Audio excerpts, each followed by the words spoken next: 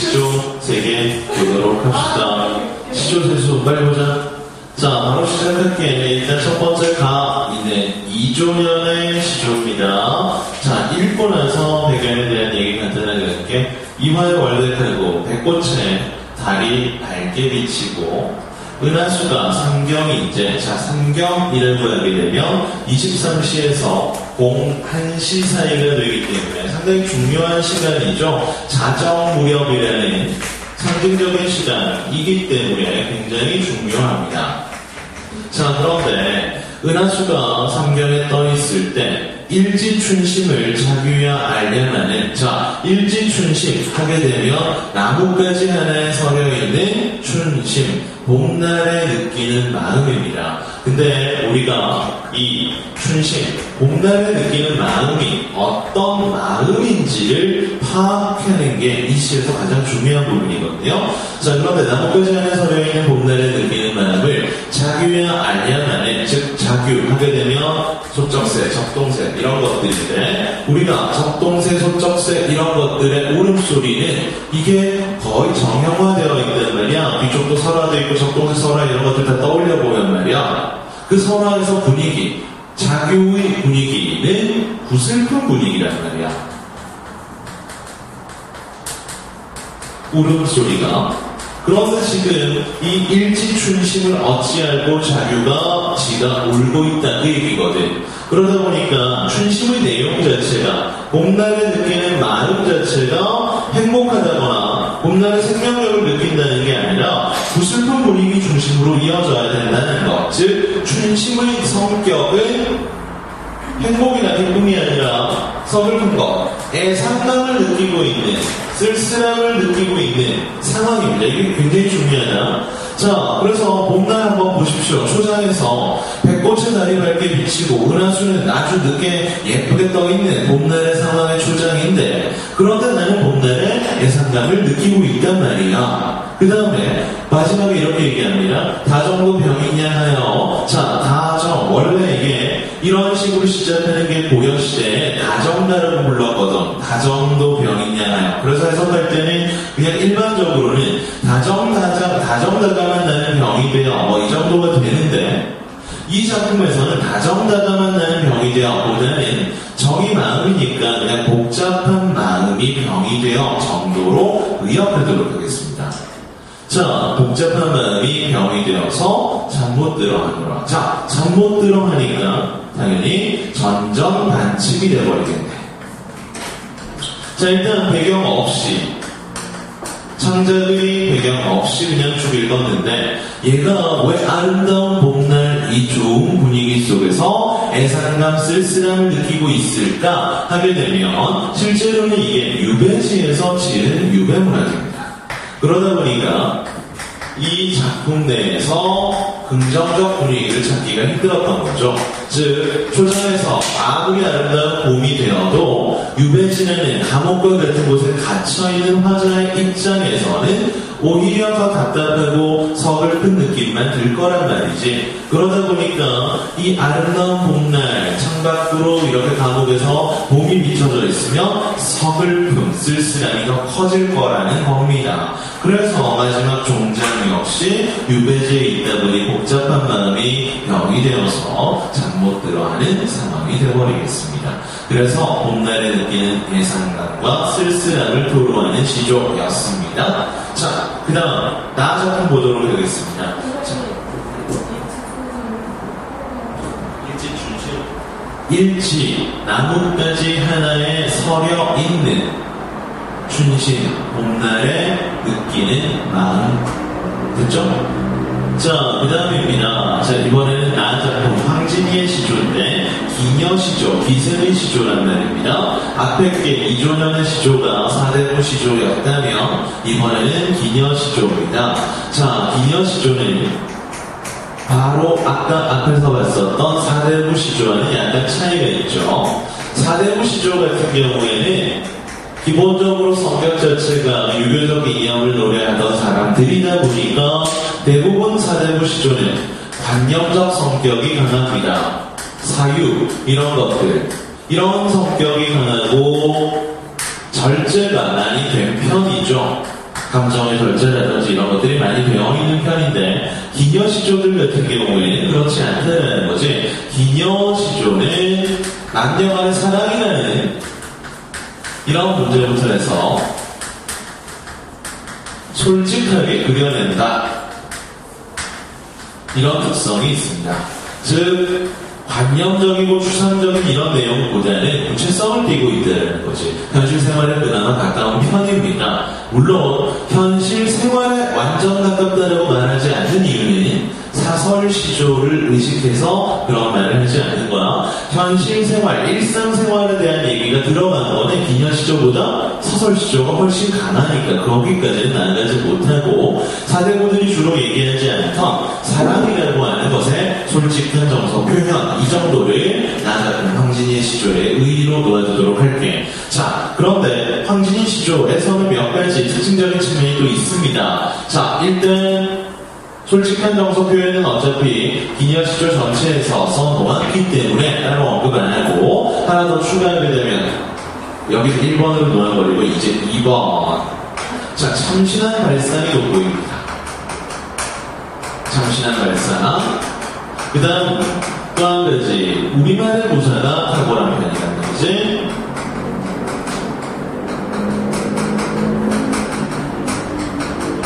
자, 이 정도만 간단히 놓고 우리가 한번 보도록 하겠습니다. 섬세한 이런 표현들이 상당히 돋보이는 건데. 자, 그러면 초장입니다. 초장.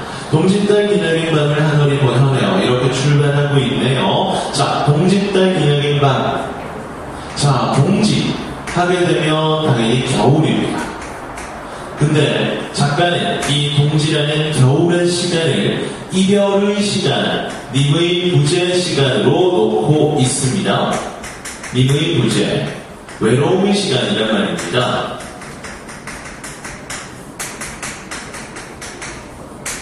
자, 그런데 이 동짓달 기나긴 밤을 기나긴 밤을 한허리 베어내길 때, 자, 굉장히 중요한 표현이 나왔습니다. 자, 기나긴 밤. 문제는 이 기나긴 밤은 어떤 시간이냐? 외로움의 시간이라는 거죠. 님이 없으니까. 그쵸? 그런데 기나긴 밤을 한 허리를 베어두겠대. 자, 그런데 잘 봅시다. 우리가 밤이라고 하는 시간은 말이야, 시커먼 거 그거 밤 아닙니까? 착각하기 쉽지만 실제로는 실체가 없는 거야, 밤이라고 하는 건. 그렇잖아? 물건으로 존재한다거나 정확하게 형상으로 있다고 하는 게 아니라 우리 머릿속에서 밤이라고 하는 관념이 그냥 있을 뿐이야. 그러다 보니까 사람마다 밤이 몇 시부터 몇 시야라고 얘기하면 다 같아 달라. 다를 수밖에 없는 거잖아. 그죠? 만약에 정말 하나의 물건이나 형체로 있었다면 7시부터 아침 새벽 5시까지가 밤입니다. 이런 게 돼야 되는데 사람마다 다 다르잖아. 그죠? 형체가 없기 때문에. 즉 밤이라고 하는 것은 말이야 추상적인 관념입니다. 밤은 추상적 관념에 들어간다고. 그런데 허리라고 하는 것은 실제로 구체적으로 존재하는 거란 말이야. 그래서 추상적 관념인 밤을 허리라고 하는 구체적인 소재로 구체화했다. 혹은 허리 형상화했다. 혹은 볼 수가 있으니까 시각화했다. 그 다음에 혹은 시각은 감각 중에 속하니까 감각화했다까지 같은 말이 되어버립니다. 그래서 밤의 머리를 벤다. 추상적 관념의 구체화, 추상적 관념의 형상화, 시각화, 감각화 다 같은 말이 되어버립니다. 자, 이 부분이 바로 참신한 발상에 해당하는 부분으로 볼 수 있겠죠. 되겠나? 자, 이런 식으로 추상적인 관념을 구체화하거나 형상화하는 것은 우리나라에서는 1900년대 이후에 김광균 때, 주지주의 시인, 이미지즘 시인 김광균 때 와서 본격적으로 이 작업이 시작이 되는데, 물론 그 사이사이에도 드러나기는 하지만 김광균이 여기 여기에서 엄청난 업적을 세우거든. 근데 조선시대에 이미 이런 추상적 관념을 구체화하는 발상을 황진이가 보여주고 있다까지 체크해 두십시다. 다시 초장입니다. 동짓달의 기나긴 지루한 밤을 한 허리를 잘라냅니다. 외로움의 시간이 10시간이나 되면 너무 지겹잖아. 그래가지고 그 중에 한 5시간을 잘라두는 겁니다. 그랬다가 춘풍 이불 아래에다가 봄바람 같은 이불 아래에다가 그래서 서리서리 넣었다가 서리서리에다가 물결 맞춰두도록 합시다. 음성상징어를 사용하고 있는데 자 서리서리 하게 되면 의성어로서 의태어로서 무언가를 서려두는 모양이라는 뜻이란 말이야. 근데 이게 결국에는 서리다라는 뜻을 모르면 안 되는 거죠. 서려둔다라고 하는 것은 극단적으로 얘기하면 짱박는다는 얘기야. 즉 내가 겨울밤 시간 5시간 잘라서 어디다가 넣어둬야 될 텐데 그걸 봄바람 같은 이불 아래에다가 그 한 5시간 정도를 넣어두고 킵해두는 겁니다. 다시 그러면 춘풍에다가 물결을 치거나 동그라미 쳐봅시다. 작가는 지금 춘풍 할 때 봄이라는 시간을 만남과 재회의 시간으로 삼고 있습니다. 춘풍에다가 만남, 재회라고 써두도록 할게. 선생님, 밤이 10시간이에요? 아니 그냥 예를 들자면 밤 10시간 중에 5시간을 잘랐다고. 서리서리가 뭐라고요? 네? 서리서리. 서리서리 무엇인가를 서려두는 모양, 짱박는 거. 그러니까 의성어라고, 의태어라고 모양이니까. 자, 서리서리는 일단 물결만 쳐두도록 하십시오. 기본적으로 무언가를 서려두는 모양, 짱박는 것. 그 다음에 그랬다가 어론님 오신 날 밤이거든. 어론님 동그라미 칩시다. 정든님 정도로 의역합니다. 정든님이 오신 날 밤이면 구비구비 편이랑 구비구비에다가 물결 쳐봅시다. 자, 이것도 의태어입니다. 길게 라는 뜻이거든. 자, 그런데 봄이 되면 말이야. 봄이 되면 밤이 겨울보다 짧아진단 말이야. 그쵸? 그러니까 님과 함께하는 시간이 짧아지는 거잖아. 그게 아쉬워서 내가 잘라둔 겨울의 5시간 정도를 봄밤에 연결시키겠다는 얘기야. 되겠지? 자, 그런 말이야. 어쨌든 이게 의태어들인데 이걸 통해서 우리말의 섬세한 구사라는 게 여기에 해당되는 부분인데 우리말 구사 탁월 어떤 식으로 탁월함을 보이는가? 기본적으로 이 단어가 가진 뜻들, 즉 음성상징어로서의 뜻은 유지합니다. 그런데 얘가 음성상징어로서의 기능에 그치는 게 아니라 이 음성상징어를 통해 정서까지 함께 드러낼 수 있다는 거야. 그래서 어떻게 드러내는가? 일단 중장에서는 어쨌거나 저쨌거나 화자는 아직 님을 만나지 못한 상황. 밤 시간을 잘라 넣는 시간이잖아. 서리서리. 그래서 님이 없어서 한이 서린 듯한 이런 느낌. 이걸 부여하고 있고 구비구비 하게 되면 길게 이런 의미잖아. 밤을 길게 붙여보내고 싶다. 그래서 오랜 시간 님과 함께 하고픈 마음까지 드러내고 있다라는 부분이죠. 자, 어쨌건 지금 가시에 있었던 사대부 시조들에 비해서 황진이와 같은 기녀 시조는 자기의 사랑이나 내면의 욕구에 솔직하고 직설적으로 대응하고 있습니다. 자, 이 정도 하나 보도록 하시고 마지막 다 작품입니다. 자, 다 작품 어부사시사 같은 경우에는 많이들 배우셨을 텐데 연시조입니다. 연시조. 사대부 시조긴 하지만 이거는 사대부 시조의 측면 자연 친화적이거나 자연에서 살아가고자 하는 소망 이런 내용을 배제하더라도 독특한 점이 있단 말이에요. 여기에서는 어떤 게 있는데 일반적인 시조와는 다르게 초장과 중장 사이 그리고 중장과 종장 사이 즉 이어라 하는 부분 지국총, 어사와 하는 부분, 이 부분들이 일반 시조에서는 보기가 어려운 후렴이 들어가 있는 부분이죠. 작가의 독창적인 면모가 보이는 부분입니다. 상당히 중요한 부분이니까 잘 체크해 두시는데 한번 보도록 할게요. 자, 혹시나 해볼게. 사시사잖아. 일단 전체적으로 이 연시조는 계절 변화에 따른 시상 전개는 기본이겠죠. 사시사니까.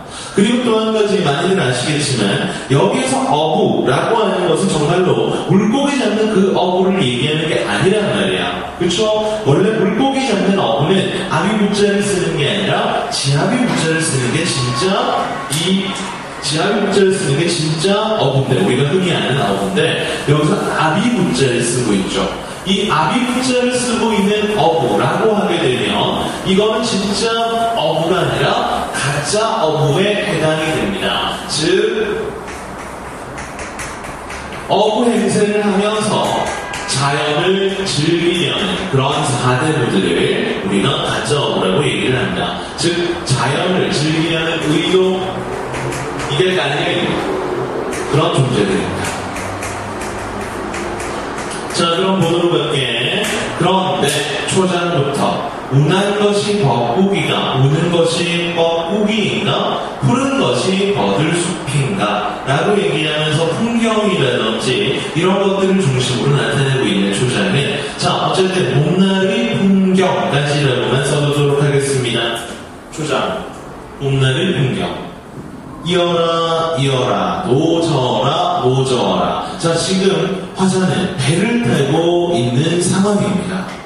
어촌에 있는 두어집이 내 속에, 넷한 안개인데 봄의 계절감을 드러내줄 수 있는, 봄의 물안개 상당히 유명하죠. 어쨌든 그런 소재인데 안개 속에서 들락 나왔다가 들어갔다가 한다, 즉 들락날락 한다. 자, 이건 왜 그러냐? 그럼 집이 안개 속에 숨었다 나왔다 할 수 있는 건 아니잖아. 화자가 배 타고 이제 물감 위에서, 배 위에서 어촌 집을 보니까 배가 출렁출렁하니까 집이 보였다? 안 보였다? 이런 상황이라고 생각하시면 되겠습니다. 자, 어쨌거나 여기도 역시나 평화로운 모습이거든. 그 다음 지국총 어사와. 자, 지국총 하게 되면 이건 노 젓는 소리를 흉내낸 의성어가 됩니다. 자, 그리고 어사와 하게 되면 어기여차 하는 소리인데 노젓다는 사람들이 다 같이 화이팅! 이 정도가 되는 것이. 즉 앞에서 노절 때 찌끄덕 화이팅! 이러고 있는데, 자, 이 부분에다가 별표 칠게요. 이 후렴구 부분. 자, 여기다가 이렇게 쓰도록 하겠습니다. 어부 생활의 흥취를 드러내. 또 한 가지, 노젓는 소리도 나고, 그 다음에 사람들의, 사공들의 소리도 나고, 이런 걸 봐서는 여기는 사실성을 부여한다 라고도 얘기할 수 있습니다. 사실성, 생동감까지 같이 느낍니다. 생동감. 자, 그 다음에 마지막. 말강한 깊은 소에, 맑고 깊은 연못에서 온갖 고기가 뛰어노는구나. 자, 마지막에 물고기는 뛰어놉니다. 그죠? 그럼 역동적이라는 써두자. 봄날에 평화롭고 풍요롭고 그리고 역동적인 이미지까지 들어가 있습니다. 자, 그러면서 이 자연 속에서 한가한 삶을 누리는 사대부가 봄날의 풍경을 이렇게 예쁘게 묘사해 놓았다 까지 체크해 보시면 되겠습니다. 여기에서는 제일 중요한 게 후렴구가 들어갔다는 게 이 가작품은 제일 중요하거든요. 그죠? 다른 시조와 다른 것. 그래서 이 후렴이 주는 기능이나 특성 같은 것들 정리하는 게 꼭 필요하니까 잘 봐두도록 하겠습니다. 같이 해서 시조 세수하고 잠깐 쉬었다 갑시다.